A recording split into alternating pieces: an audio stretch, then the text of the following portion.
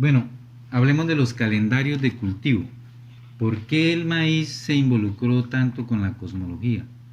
Porque siendo precisamente la base alimenticia permitía que todas las otras actividades de los pueblos se realizaran. Si no hubiera una base económica, digamos por decirlo así, material de los pueblos, no se hubiese desarrollado otros aspectos de las vidas sociales de los pueblos. Por eso la cosmología y los calendarios son supremamente importantes en todas las culturas de Mesoamérica hasta aquí los guanes. Nosotros sabemos que los guanes también tenían 3 calendarios gracias a la investigación de Jaime Álvarez Gutiérrez.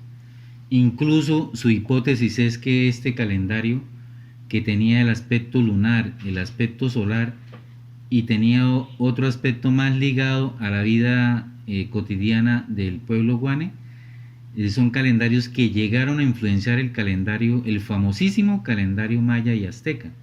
Entonces, estas maneras en que las pirámides estaban colocadas ya más o menos es de dominio público, que todo esto coincidía con posiciones de las Pléyades y con maneras de marcar el ascenso y el descenso del sol según las diferentes épocas del año. Entonces había momentos en que desde las pirámides se podía saber cuál solsticio venía, en cuál equinoccio estábamos, y de acuerdo a esto se podían predecir las lluvias, porque eso fue lo que alimentó los calendarios, la experiencia. Entonces ellos sabían por experiencia que en determinadas épocas del año, por ejemplo, antes del calentamiento global, porque ya las cosas han cambiado mucho, antes del calentamiento global, en los primeros meses del año, se hacían las tumbas y la preparación de la tierra. Y después, en marzo y abril, se hacía la siembra. ¿Por qué? Porque en marzo y abril venían unas lluvias muy importantes para la agricultura. Por eso el dicho dice, ¿no? Abril lluvias mil. Ahora nosotros, por ejemplo, acabamos de vivir un julio y un agosto que era de sol y acabamos de vivir un invierno. Todo esto es por supremamente la influencia del desorden climático que está viviendo a nivel mundial la Tierra. Pero los calendarios estaban cuadrados de acuerdo a todas estas secuencias de lluvias y de tiempos secos.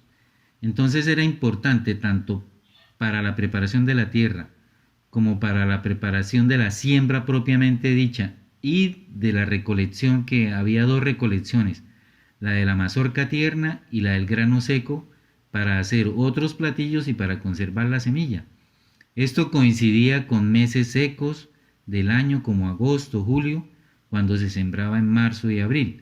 Entonces, ¿qué tenemos nosotros que tener en cuenta ahora en esta época? Sobre todo el ciclo lunar de las semillas, porque se ha demostrado que la creencia campesina de que hay que sembrar unas cosas en menguante y otras en creciente tienen que ver con la influencia magnética de la luna sobre el agua. Cuando hay luna llena, es decir, cuando la luna está en todo su esplendor alumbrando, las mareas suben.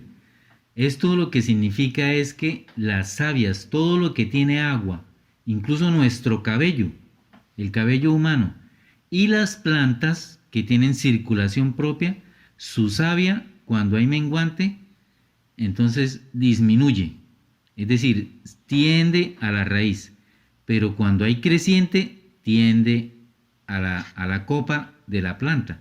Por eso se dice que es mejor cortarse el cabello en la menguante para que la herida que sufre el cabello sane más rápido, porque su savia está abajo.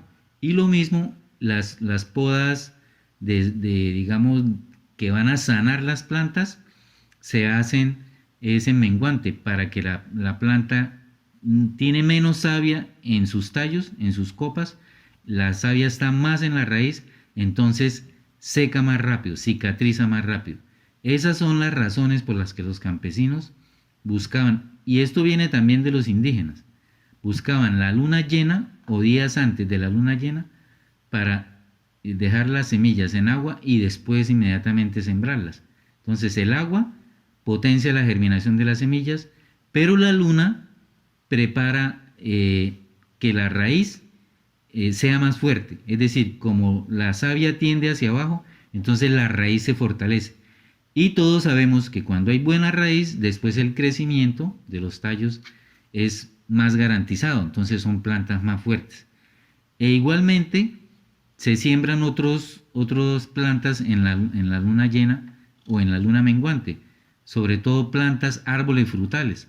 Porque esto hace que la planta no se vaya, como dicen los campesinos, no se vaya tanto en vicio, o sea, en crecer y crecer y crecer, sino en suministrar una administración mejor de la savia hacia la floración, y las floraciones que están ya fertilizadas puedan cuajarse. Lo que se llaman cuajarse el fruto es eso, que haya fuerza en la planta para que el fruto crezca, para que el fruto sea fuerte y pueda también dar una buena semilla. Bueno, ahora hablemos sobre la manera como debemos organizar la siembra mm, para realizar las diferentes operaciones. Entonces, es muy importante para el maíz el sol, que tenga buena exposición al sol. ¿Sí? Igualmente, también los surcos, digamos, en la forma tradicional de hacer la siembra, tiene una profundidad de cada hueco en el que se siembra de por lo menos 25 centímetros a 30 centímetros. Hay que dejar un espacio entre lugar y lugar de por lo menos 50 centímetros y entre hileras de más o menos 1 metro. Cuando se hagan los puestos de siembra, es importante que 15 días antes se haga un encalado, es decir, se le aplique cal al suelo para que de esta forma se estabilice la alcalinidad y en cierta forma lo que nosotros llamamos hacer una purga. ¿Qué es lo que pasa con la purga? Que igual que nosotros en los organismos humanos, la purga del suelo o la purga de nuestro organismo se usa para que el organismo tenga más capacidad de asimilar nutrientes. Por eso dicen que una persona que tiene avitaminosis, si no se purga primero, puede tomarse todas las vitaminas del mundo, pero no se va a vitaminizar. Ahora, hay que escoger de las mazorcas la mejor parte de semillas. Y la mejor parte de semillas está en el centro de la mazorca. Por el momento, escogemos esta parte como lo que vamos a sembrar y lo demás pues se deja para consumir. Podemos sembrar de 2 a 3 semillas por lugar para que si hay algún problema de germinación, pues cualquiera de las 2 o 3 semillas pues germine, no tengamos que renovar las siembras. Y lo mismo en el inicio de la planta, es muy importante aplicar los abonos, porque ya después de que la planta esté espigada, los abonos no son asimilados. Entonces vamos a ver que los principales nutrimentos que se absorben en mayores cantidades son el nitrógeno, el fósforo, el potasio, el calcio, el magnesio y el azufre. Estos son elementos que deben tener un buen abono, ya sea un abono, un compost o sea un abono que se compre.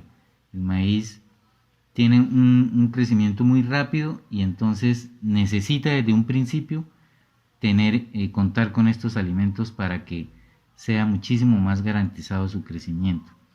Ahora, en las siembras intensivas, pues ya ustedes pueden mirar el manual. Hay algunos ejemplos aquí porque pueden llegar a tener entre planta y planta distancias que pueden ser de 35, 40 centímetros, o sea, pueden ir muy cerca una de la otra, porque estos cultivos pues se hacen también con una gran cantidad de abono. Es decir, esto todo va a depender de la cantidad de abono que tenga a disposición cada planta. Entonces, digamos que está al criterio de las personas, a su sentido común, por los espacios que tengan, pues hacer esta manera de abordar la preparación de los terrenos, el encalado, el abonado, que se aplica después del abonado. Primero el encalado se deja por lo menos unos 12 o 15 días y después el abonado para que la planta y la tierra permitan una mejor absorción de nutrientes.